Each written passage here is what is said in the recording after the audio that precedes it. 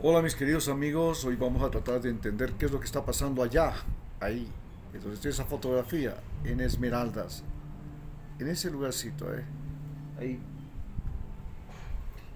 ahí donde está esa ballena, miren ustedes ahí abajo, ahí. ¿Cómo fue posible que la provincia más rica de Ecuador hoy sea la provincia más pobre de Ecuador? ¿Cómo fue posible que la ciudad, puerto de Esmeraldas, por donde sale el petróleo de Ecuador, donde se exporta el petróleo de Ecuador, un puerto petrolero, sea la ciudad más pobre del Ecuador? ¿Dónde, cómo fue posible que la ciudad donde está la refinería más grande del país y donde llega el oleoducto más grande del país sea la ciudad más pobre de Ecuador? ¿Cómo llegamos a ese punto? Pero ¿a cómo le puede caber a usted que en una provincia que limita con Colombia y que tiene la mayor cantidad de bosque húmedo de la costa del Pacífico de Sudamérica, donde hay madera carísima, valiosísima, una provincia donde hay ríos con oro como el río Santiago, una provincia que tenga las playas más hermosas de Sudamérica, la playa de Muisne, la playa de Mompiche, Atacames, Donsupa, todas las playas del norte que van de Río Verde para arriba, todas esas playas increíblemente bellas. ¿Cómo es posible que la provincia que tiene el río más caudaloso de la costa norte de Ecuador, el río Esmeraldas, el único río que le vence al mar, porque tiene tal cantidad de agua que cuando baja la marea no se mete el agua salada? El río Guayas, cuando baja la marea, el mar entra y se vuelve salobre. El río Esmeraldas nunca es derrotado por el océano. ¿Cómo es posible que donde esté la gente más sana y fuerte del Ecuador, los esmeraldeños, que son los mejores deportistas de este país, sea la provincia más pobre del Ecuador? ¿Cómo fue posible que Esmeraldas se convirtiera en el campo de guerra del narcotráfico y en una de las 7 ciudades más peligrosas para la especie humana en este planeta? ¿Cómo le cabe a usted que hayamos caído tan bajo? Que el día de ayer y antes de ayer las calles de Esmeraldas sean patrulladas por vehículos blindados de 6 ruedas llamados Cobra, con militares y ametralladoras de trípode y brigadas militares paseándose por los barrios como si fuera Afganistán, como si estuviéramos en la guerra de Afganistán, visitando esos pueblos de ese país? ¿Cómo es posible que hayamos llegado a vivir eso? ¿Cómo es posible que hasta el que vende la naranja y su juguito de naranja, el betunero, el profesor, hasta los que cobran el bono de discapacidad tengan que pagar protección? ¿Cómo es posible? ¿Cómo llegamos a tener una ciudad que no dormía porque tenía una actividad comercial y una vida social nocturna 24 horas, como Atacames. Hoy a las 5 de la tarde nadie quiere andar por la calle. Andan con el ay bendito, mirando por los 4 costados a que no le caiga alguien que le quiera sorprender. ¿Cómo diablos pasó eso? ¿Cómo era posible que usted no sepa si su hijo que va a la escuela, su hija que va a la escuela, no terminará como muñequita de la mafia, como juguete de un narco, o como un objeto sexual al que le pueden violar, o que su hijo no estará en la mitad de una balacera a las puertas del colegio? ¿Cómo llegamos a eso? Para entender esto, tenemos que entender que Esmeraldas, desde 1914 a 1917, vivió una guerra terrible contra el gobierno ecuatoriano del general Leonidas Plaza, llamada la Guerra de Concha, que devastó la provincia. Pero luego de eso, que se llegó a un acuerdo de paz desde 1917 hasta 1945, en que llegó 1948, en que llenó la United Fruit, el Estado ecuatoriano no invirtió un centavo en un profesor, en una escuela, en un médico, en una carretera, en nada. Le castigaron a la provincia de Esmeraldas por haber sido rebelde. El Estado no existía en esa provincia. El Estado no es solamente la presencia de las Fuerzas Armadas en la frontera. El Estado también son las escuelas. El Estado también son los dispensarios médicos, los hospitales, las carreteras, los parques, las calles, el agua potable, la electricidad, el internet, el aeropuerto, el puerto, aquello que los gobiernos nacionales y los gobiernos seccionales construyen y administran. Ese es el Estado. El Estado desapareció desde 1917 hasta 1948. Estamos hablando de 30 años. Pero después de eso llegó la compañía United Fruit, y desde 1948 a 1968 la provincia de Esmeraldas fue una hacienda de una transnacional, la hacienda de la United Fruit, y nos convertimos en exportadores de banano, y gracias a la United Fruit en los primeros exportadores de banano de la costa del Pacífico de Sudamérica, y más tarde, cuando ya se fue la United Fruit, en los mayores exportadores de banano del mundo. Pero a la provincia de Esmeraldas se le marginó de la exportación de banano. Solo se exportaba el banano de la provincia del Guayas, de Los Ríos y del Oro, pero no se exportaba el banano de la provincia de Esmeraldas. Entonces, en 1974 se inaugura el oleoducto transecuatoriano y Ecuador se convierte en país exportador de petróleo que se exporta desde el puerto de Esmeraldas. Y además se construye una refinería, la refinería estatal de Esmeraldas, y la ciudad se convierte en una ciudad portuaria petrolera y de refinación. Por lógica, por sentido común, tenía que haber sido la ciudad más rica de este país.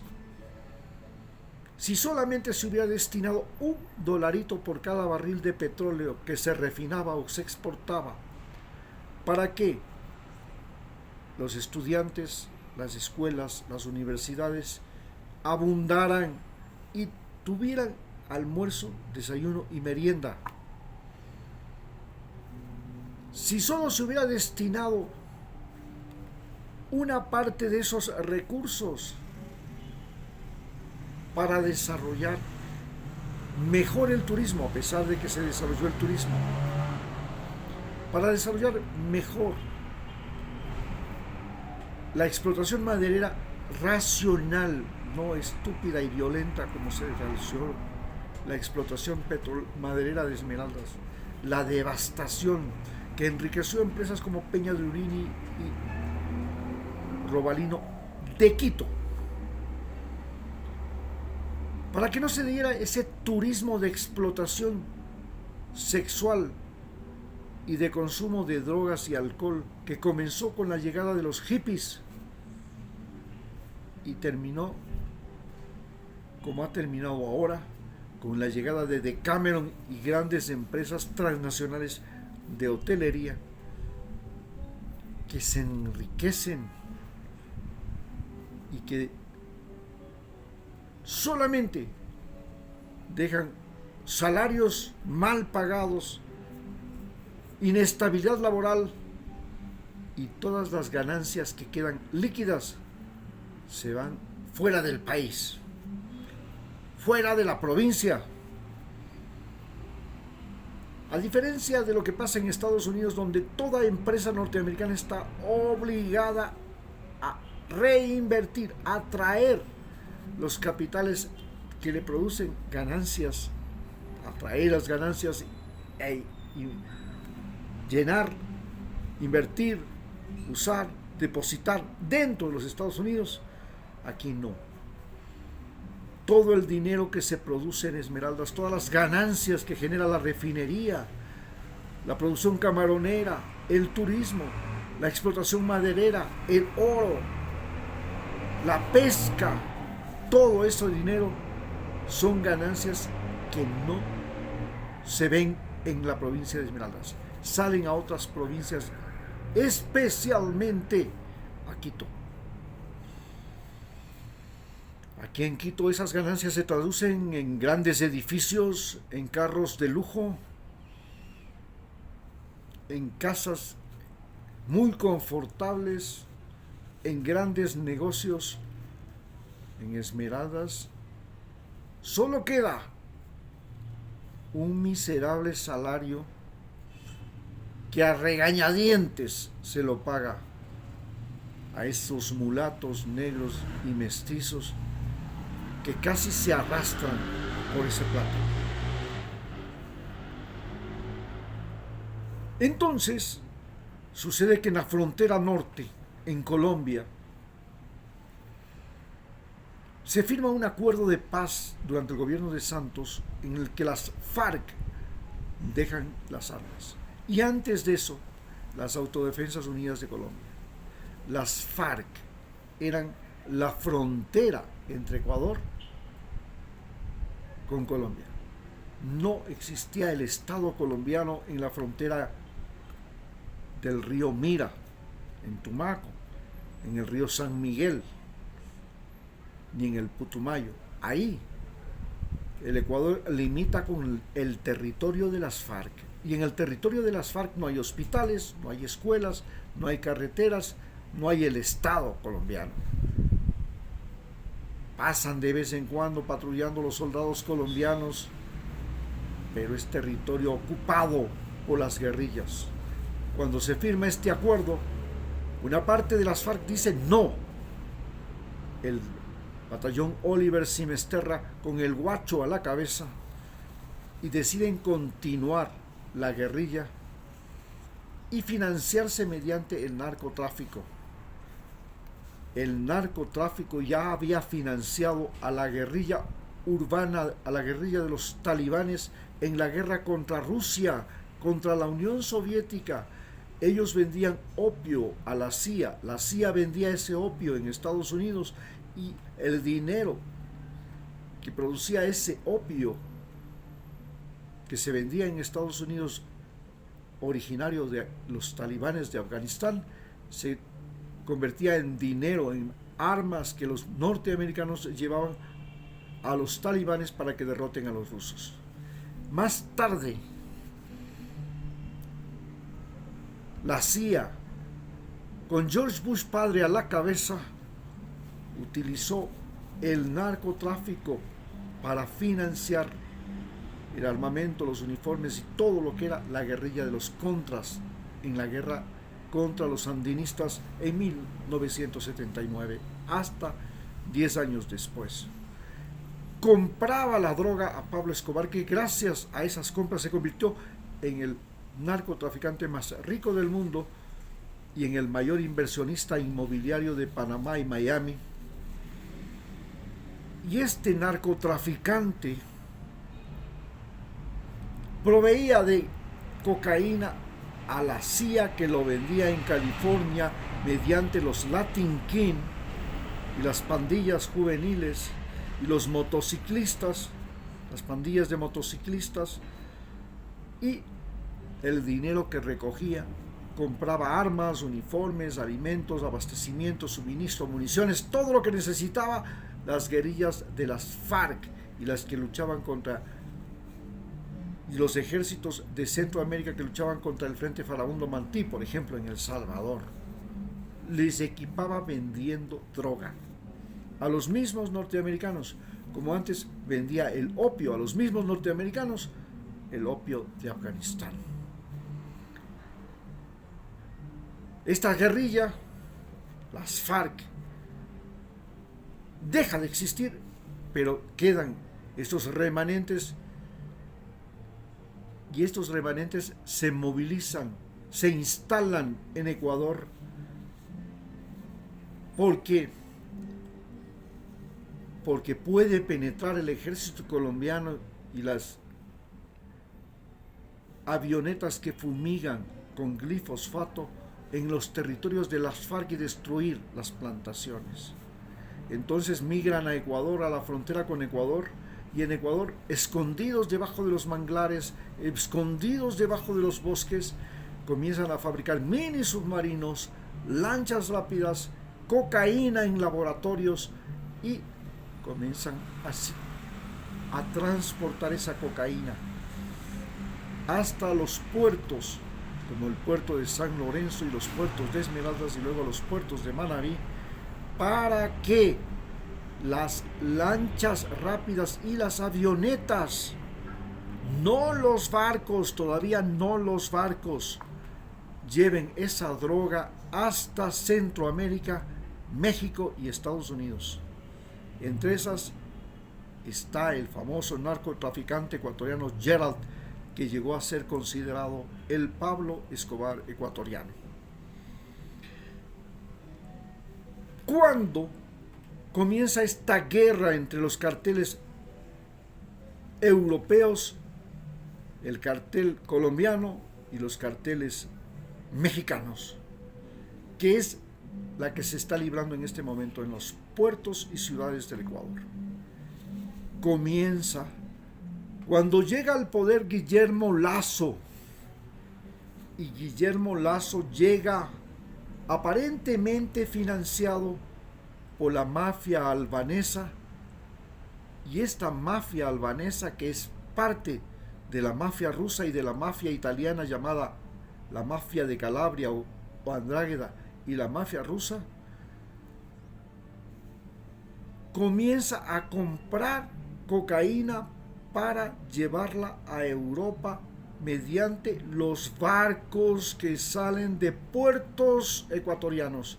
Y entonces, utilizando a Cherres, a Danilo Carrera, el cuñado del presidente, logran colocar en los puertos gente que permite la contaminación de los barcos, la contaminación de los containers, y estos barcos llevan la cocaína por el canal de Panamá hasta Europa. La pelea se produce porque la cocaína que debía ir para México y Estados Unidos es desviada hacia Europa. Y Ecuador se convierte en el mayor exportador de cocaína a Europa. En los barcos, entre esos, los barcos del candidato a la presidencia de la República en este momento, Daniel Noboa,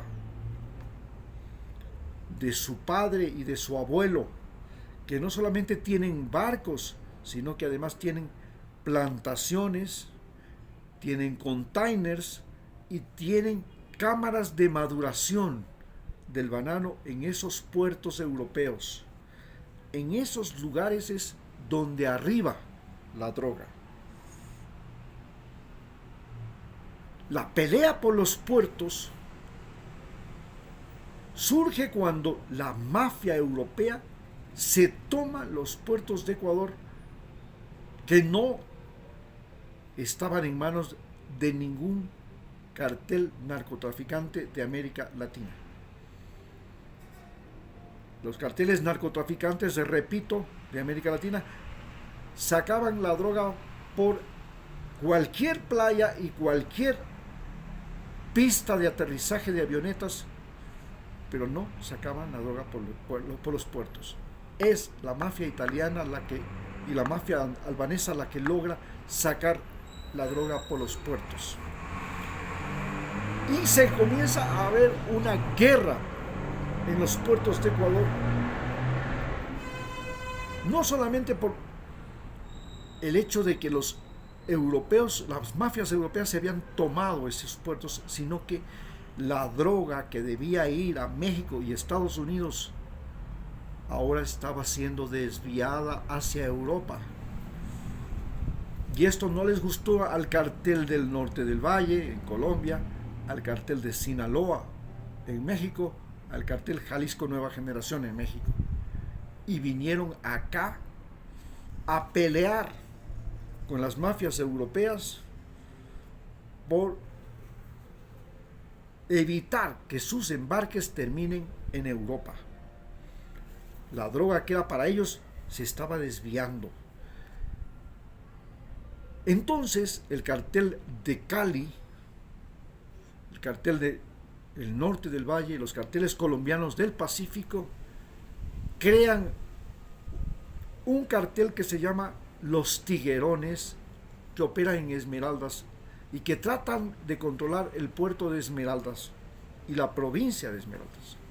A su vez, los carteles mexicanos controlan desde tiempo atrás, ya desde la época de Rafael Correa, por eso Rafael Correa les hizo la guerra, el cartel de Sinaloa,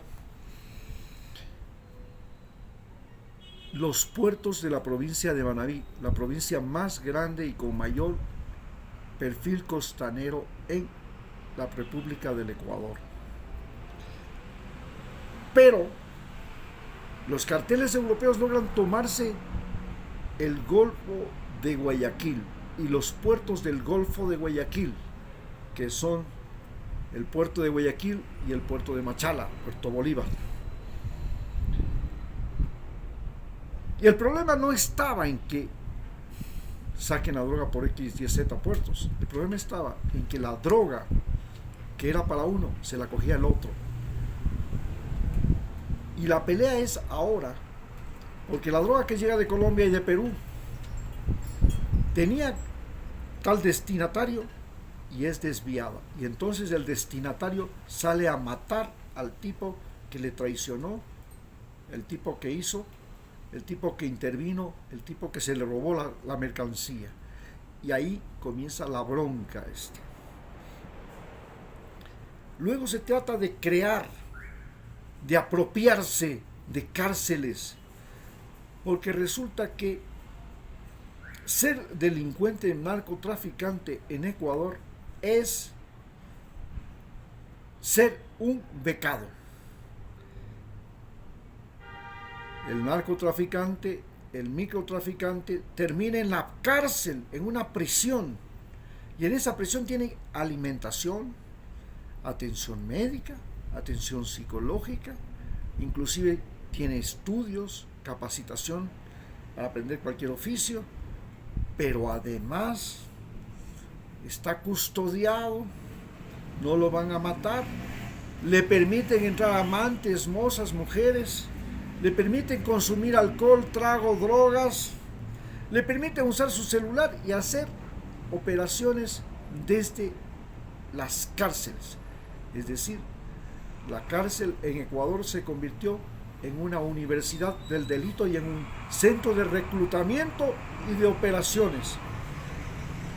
Las cárceles significaban para el microtraficante y para el traficante que llegaba un centro de entrenamiento donde aprendía cómo matar, cómo robar, cómo violar, cómo extorsionar, cómo secuestrar. Era una universidad del delito y es una universidad del delito donde desde los guardias hasta los directores de prisión son parte del negocio, son parte de la planilla de los narcotraficantes. Reciben, a más de su sueldo, ingresos extraordinarios porque están en la planilla de pago de los narcotraficantes. En Esmeraldas, el ejército y la policía, la justicia, los abogados, los fiscales, los jueces, decidieron redondear sus ingresos permitiendo el narcotráfico. Redondear sus ingresos recibiendo sobornos. Redondear sus ingresos defendiendo narcotraficantes. Redondear sus ingresos con sentencias a favor de los narcotraficantes. La justicia, la policía y el ejército se corrompieron profundamente en la provincia de Esmeraldas. Y en Esmeraldas creció la obsesión por ser rico de la noche al día. Porque el tipo que llegaba a una carga a Centroamérica, ya de regreso tenía lancha nueva, motor nuevo y otro tipo de vida. El tipo que mataba por $5,000 ganaba en un solo disparo lo que un ecuatoriano tarda 1 año en ganar trabajando por el sudor de su frente todos los 5 días de la semana por al menos 10 meses. 1 año considerando que 2 meses son de vacaciones. Entonces, resultaba que es más rentable matar y ser sicario, es más rentable transportar cocaína que cualquier profesión, cualquier trabajo. Pero además, la gente se volvió loca cuando estrellas del deporte de Esmeraldas, jugadores de fútbol, eran cotizados por millones de dólares, siendo apenas jóvenes, menores de 30 años. ¿Cómo era posible ser rico de la noche al día? Y se volvió una obsesión, una moda, un delirio ser rico. Y para ser rico, el mejor camino es el narcotráfico. Hoy, Esmeraldas se enfrenta a universidades donde no se aprende nada, escuelas donde los estudiantes extorsionan a los profesores por notas y hasta por parte de su salario, donde estudiar es solamente un pasatiempo, no un requerimiento para poder continuar una vida profesional. Muchas gracias.